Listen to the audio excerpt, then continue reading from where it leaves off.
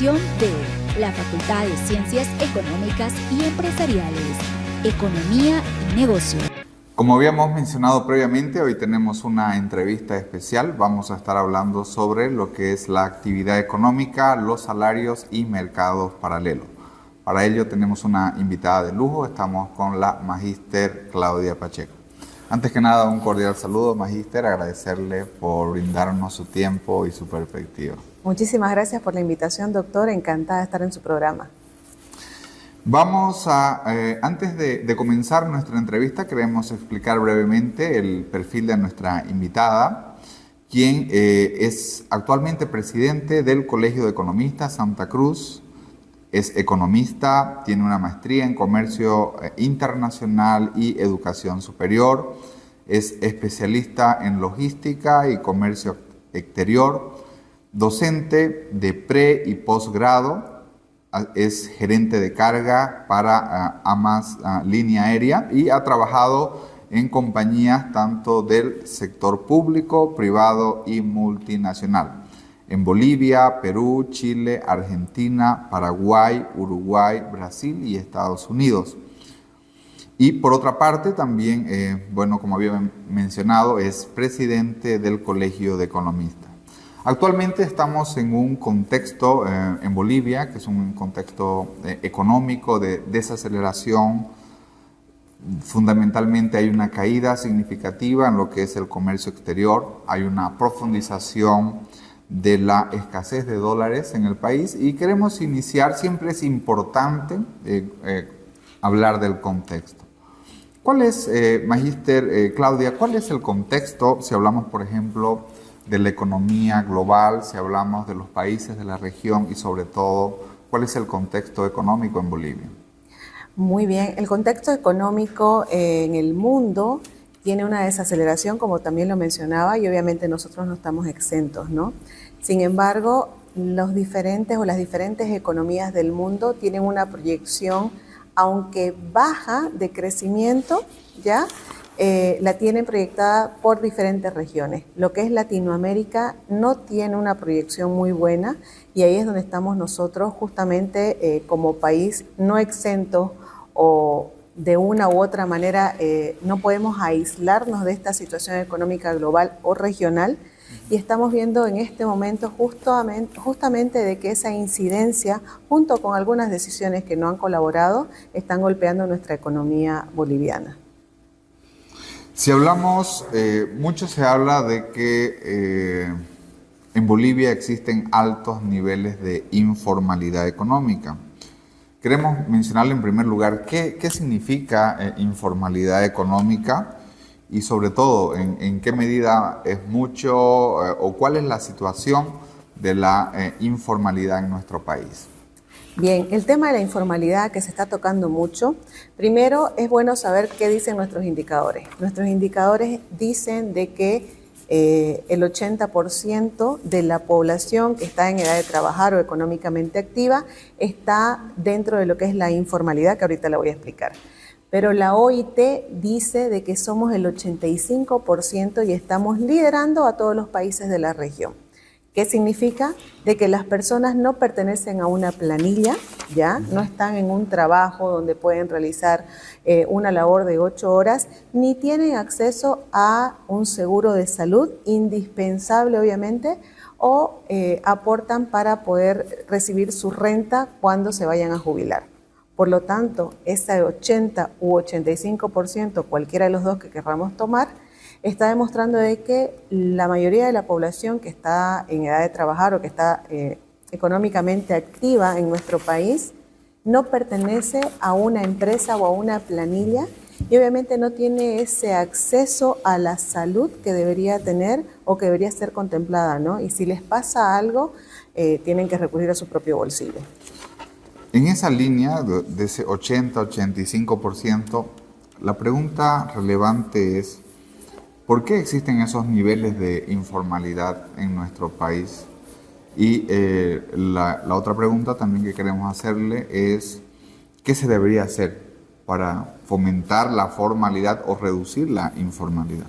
Bien, a ver, el tema de, voy a empezar al revés, el tema de cómo tratamos de una u otra manera de fomentar a que la gente entre a la formalidad, no tenga un negocio, qué sé yo, afuera solamente de su casa, que depende de si alguien va y le compra. No, en realidad deberían existir políticas ya que incentiven a que el ciudadano, cuando quiere emprender o está abriendo una empresa, quiera registrarse y quiera aportar con sus impuestos, porque estos después se traducen en obras para toda la sociedad.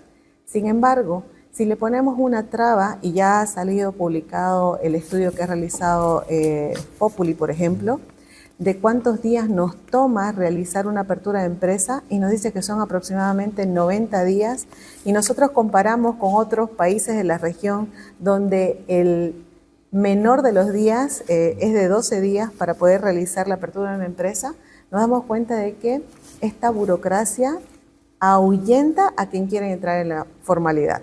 Y segundo, el tema impositivo, que desde ya cualquier tipo de empresa tiene que pagar el impuesto a las utilidades de las empresas de un 25%, y ustedes están iniciando, o cualquier emprendedor está iniciando, sabe que tiene que contar con esos recursos si es que no los genera para poder pagar.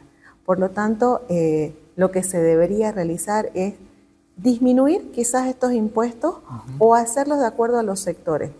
Recién el día de ayer, si no me equivoco, se ha publicado de que uno de los requisitos para la licencia de funcionamiento, que era el tema ambiental, se ha quitado para más de 85 sectores porque no era necesario. Entonces, si se pueden hacer estos ajustes, obviamente la población que entiende que esos impuestos van a volver en obras para toda la sociedad, van a querer entrar a lo que es la formalidad. Y la otra pregunta es, ¿por qué? ¿No es cierto? Entonces, justamente por esto, por estas trabas, es que la gente prefiere no aportar o no pagar esos impuestos y quedarse obviamente con un trabajo en la clandestinidad, pero que el día de mañana no se va a ver traducido justamente en estas obras que necesitan para poder seguir desarrollándose.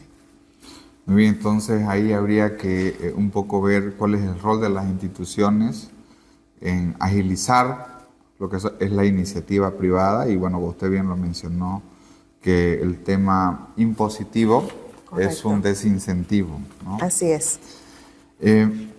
Uno de las temáticas centrales en esta entrevista que tenemos es el tema de los salarios, y hablamos básicamente de lo que es el aumento del salario mínimo y el aumento en la masa salarial.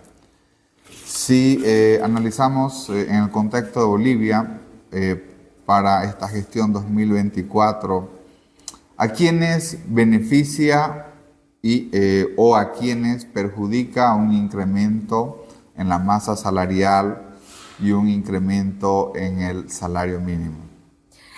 Aquí es un dato importante, ¿no? Justamente como hemos tocado el tema de la informalidad, ese 80-85% que no está dentro del mercado formal, pero existe ese 15 o 20% ya de la formalidad, en donde vemos de que casi la mitad se refiere a empleados ya o funcionarios públicos. Entonces vemos de que beneficiados van a ser aquellos funcionarios públicos, obviamente de las empresas estatales. Pero ¿quiénes son los perjudicados? Justamente los emprendedores, a los que se les está desincentivando que se puedan de una u otra manera agregar a todo lo que es la formalidad, y a los mismos empresarios. ¿Por qué? Porque este decreto de aumento salarial, que supuestamente debería estar realizado bajo un análisis técnico que vaya contrarrestando entre los indicadores, por ejemplo, de la inflación,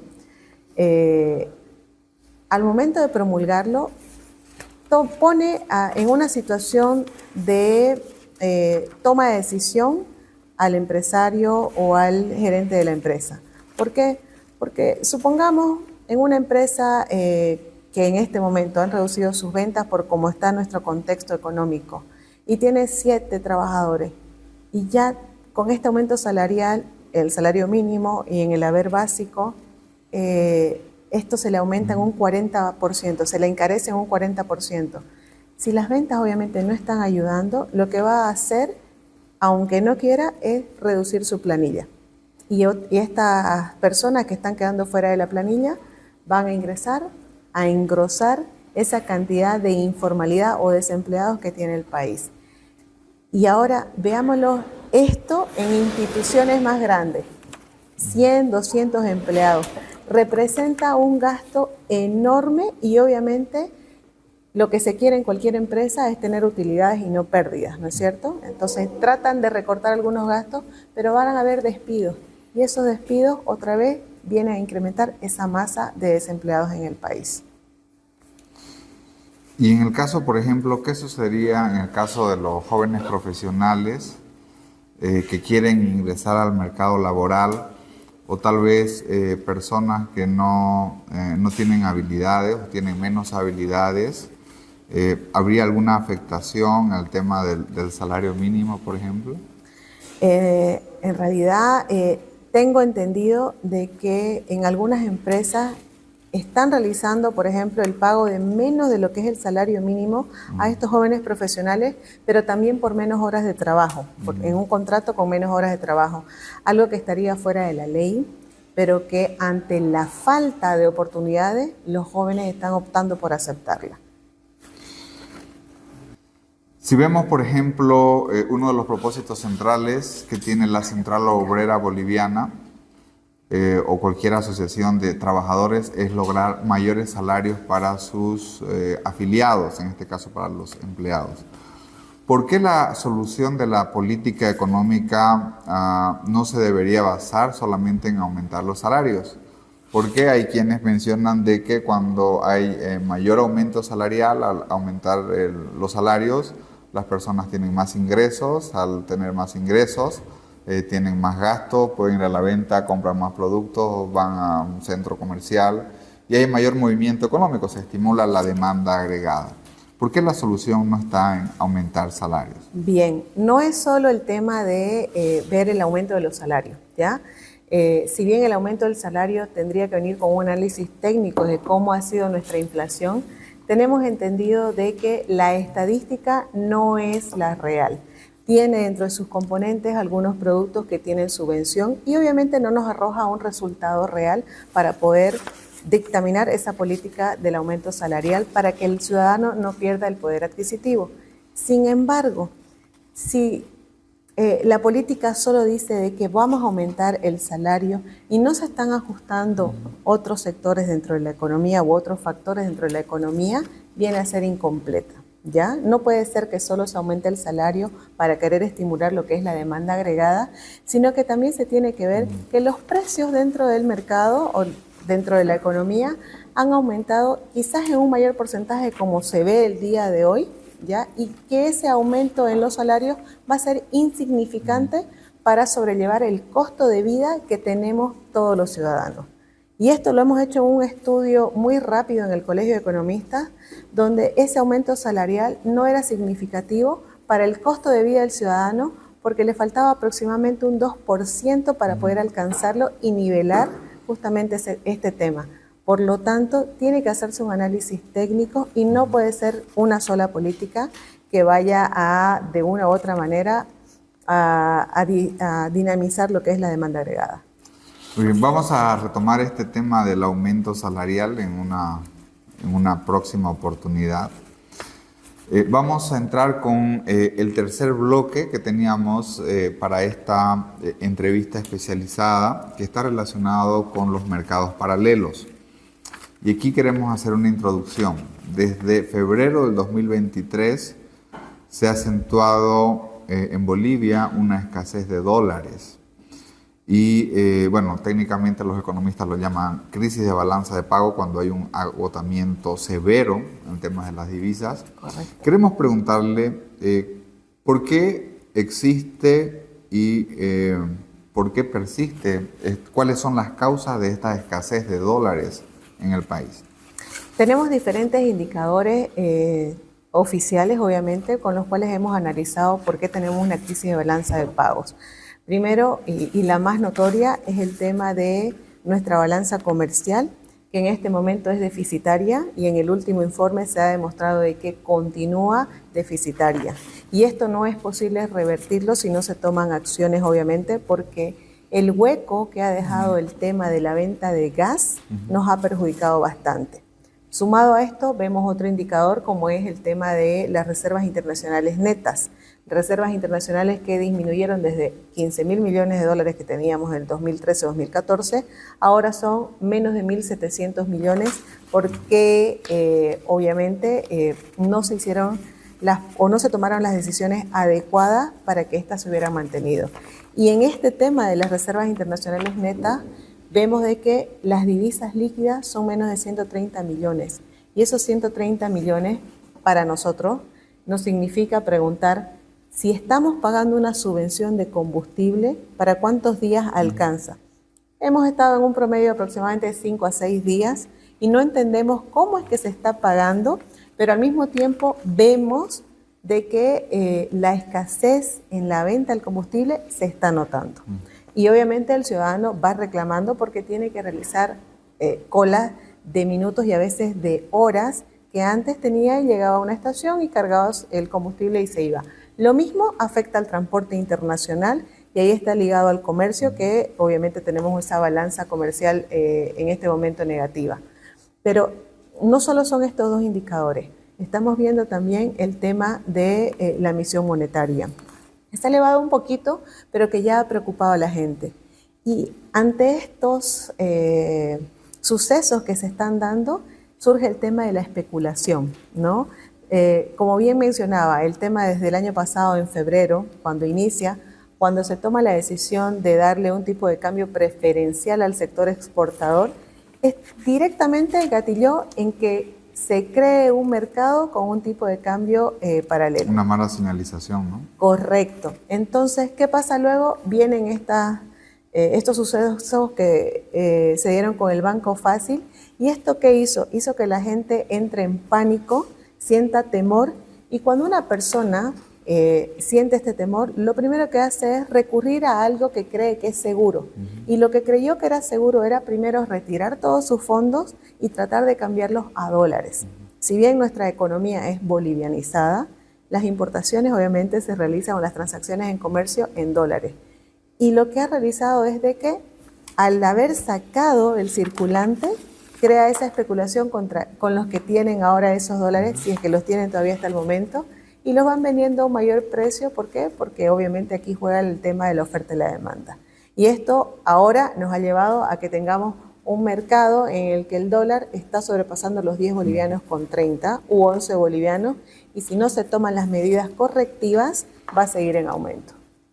Esto que usted menciona, usted partió diciendo una reducción de los ingresos del gas natural. Así es. Suena al fenómeno de la enfermedad holandesa, cuando se exportaba gas natural, por ejemplo, y todos eran felices, todos eran ricos, pero una vez ya no hay el recurso natural o el precio cae, bueno, pues ya los gastos no tienden a disminuirse, especialmente desde el sector fiscal. Así es. ¿Hay un problema en el sector fiscal también? Sí, y ese también es otro indicador, ¿no? Tenemos un déficit fiscal que se ha mantenido durante más de 10 años en un aproximado de 7%. Entonces, nuestros gastos han disminuido, nuestro déficit fiscal sigue negativo y va en aumento. Se ha hecho una medición donde se ha encontrado de que en este semestre el déficit fiscal está llegando aproximadamente al 11%. Entonces, es totalmente preocupante. Si nuestros ingresos han disminuido y nuestros gastos están aumentando, estamos viendo de cuáles son las causales para que tengamos estas crisis en diversos sectores o dentro de nuestra economía con esa desaceleración.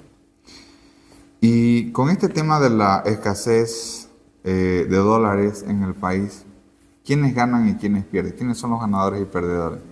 Aquí podemos ver que hay una pequeña batalla, ¿no? Se cree de que los exportadores son los que están ganando, pero en realidad no es tan real. Si bien no están perdiendo como los demás, tampoco es que estén ganando como se hacía antes. Pero ¿quiénes pierden? Perdemos todos. En realidad perdemos todos.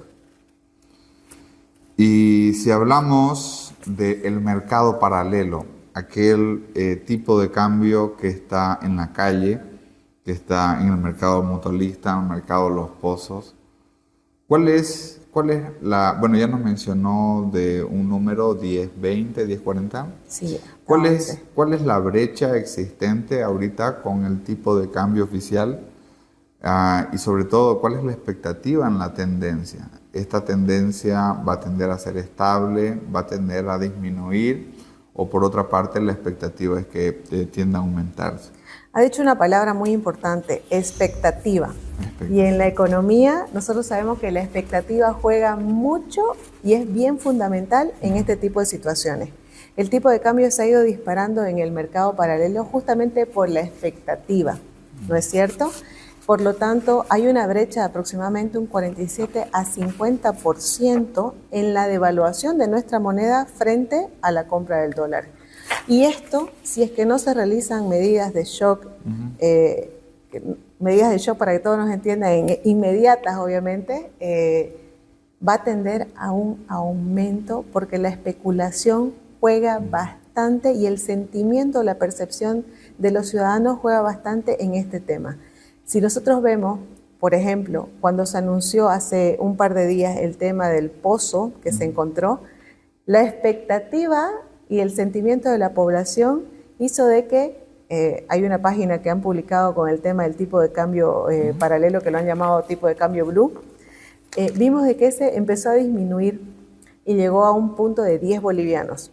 Bien, pero al día siguiente hubieron declaraciones donde decían que ya se había realizado un informe sobre este pozo y de que este pozo no traía ese gas y que por lo tanto nos estaban vendiendo una noticia que no iba a tener prosperidad económica para todos nosotros.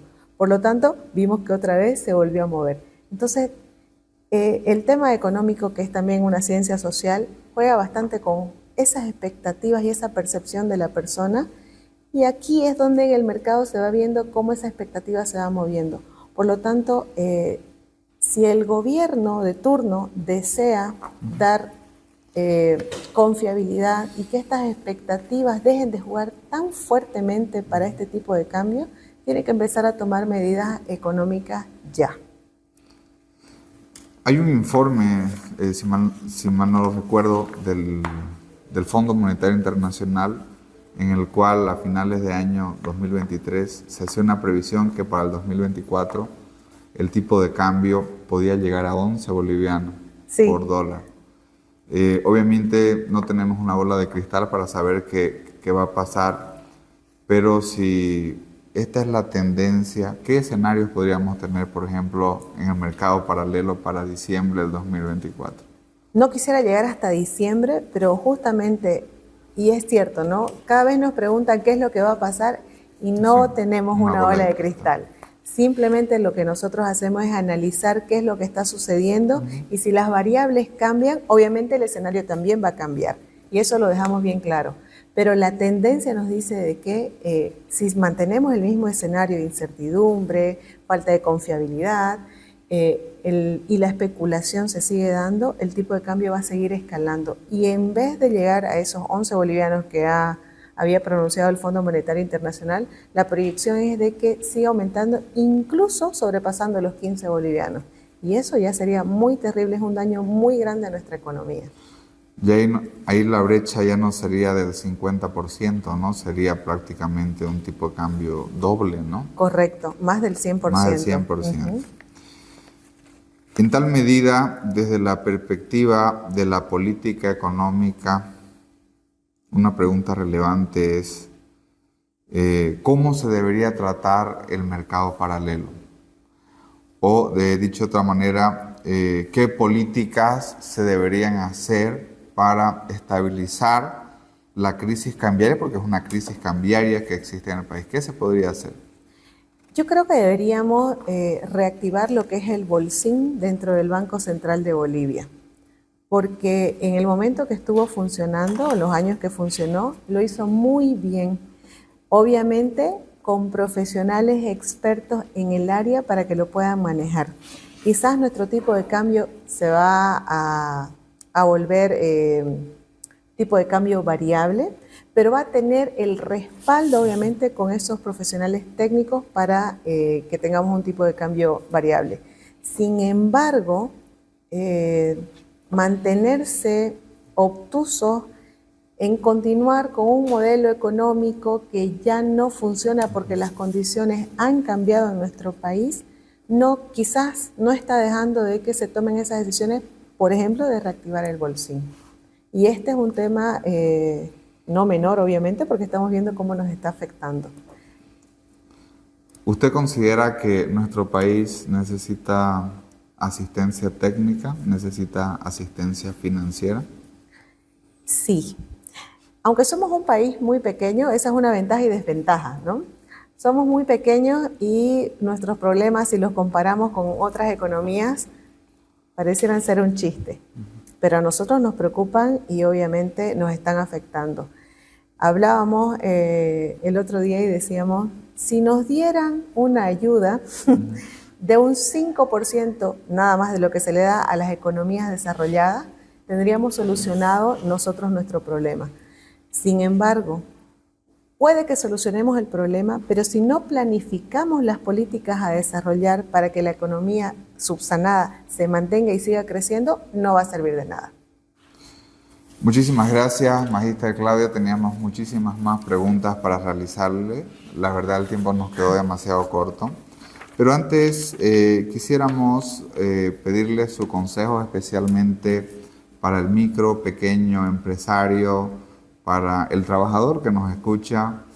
¿Qué recomendaciones se sugieren en temas de las finanzas personales, en temas de inversión, en temas de ahorro, precisamente por todo este contexto que estamos viviendo?